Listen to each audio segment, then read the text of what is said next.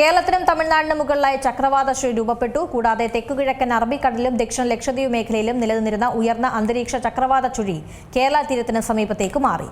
അന്തരീക്ഷത്തിൽ കാലവർഷ മുന്നേറ്റത്തിന് അനുകൂലമായ സാഹചര്യങ്ങൾ നിലവിലുണ്ടെന്ന് IMD അറിയിച്ചു. കാലവർഷം കാത്തിരിക്കുകയാണോ?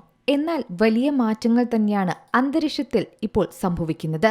ഇപ്പോൾ കേരളത്തിനും തമിഴ്നാടിനും മുകളിലായി മറ്റൊരു അന്തരീക്ഷ ചക്രവാത ചുഴി, അതും ഉയർന്ന അന്തരീക്ഷ ചക്രവാത ചുഴി നിലനിൽക്കുന്നുവെന്നാണ് IMD അറിയിക്കുന്നത്. ഇത് സമുദ്രനിരപ്പിൽ നിന്നും ഏകദേശം 1.5 കിലോമീറ്റർ ഉയരത്തിലാണുള്ളത്.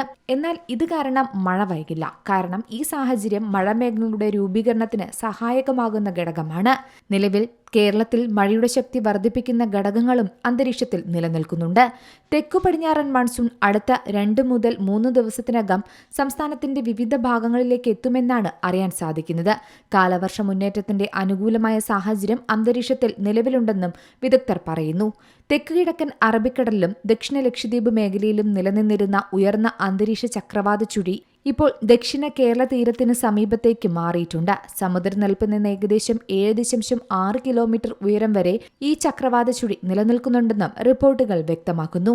ഇത് കേരളത്തിൽ വ്യാപകമായ മഴയ്ക്കും ചില സ്ഥലങ്ങളിൽ ശക്തമായ മഴയ്ക്കും കാരണമാകും. കൂടാതെ അറബിക്കടലിന്റെ തെക്കുപടിഞ്ഞാറൻ തെക്കുകിഴക്കൻ മേഖലകൾ, ലക്ഷദ്വീപ് ദ്വീപസമൂഹം, കേരളത്തിന്റെയും തമിഴ്നാടിന്റെയും ചില ഭാഗങ്ങൾ, ബംഗാൾ ഉൾക്കടലിന്റെ വിവിധ മേഖലകൾ എന്നിവിടങ്ങളിലേക്ക് മൺസൂൺ കൂടുതൽ എത്താനും സാധ്യതയുണ്ട്. നിലവിൽ മൺസൂണിന്റെ വടക്കൻ അതിർത്തി അറബിക്കടലിൽ നിന്ന് ബംഗാൾ ഉൾക്കടൽ വരെയുള്ള വിവിധ പ്രദേശങ്ങളിലൂടെ കടന്നുപോകുകയാണ്. ഇതിന്റെ അടിസ്ഥാനത്തിലാണ് അടുത്ത ദിവസങ്ങളിൽ കേരളത്തിലേക്ക് മഴ എത്തുമെന്നുള്ള വിലയിരുത്തലിലേക്ക് കാലാവസ്ഥാ വിദഗ്ധർ എത്തിയിരിക്കുന്നത്. എന്തായാലും മഴ സജീവമാകുമ്പോൾ മുന്നൊരുക്കങ്ങളും കൃത്യമായി പാലിക്കണമെന്നും അധികൃതർ അറിയിക്കുന്നു. കാരണം വിവിധ സ്ഥലങ്ങളിൽ ശക്തമായ കാറ്റിനും മഴയ്ക്കും സാധ്യതയുണ്ട്.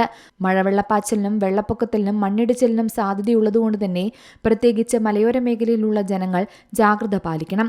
കള്ളക്കടൽ പ്രതിഭാസത്തിനും സാധ്യതയുള്ളതുകൊണ്ട് തീരദേശവാസികളും പ്രത്യേകം ജാഗ്രത പാലിക്കണമെന്നും വിദഗ്ധർ അറിയിക്കുന്നു. News desk C Malayalam news.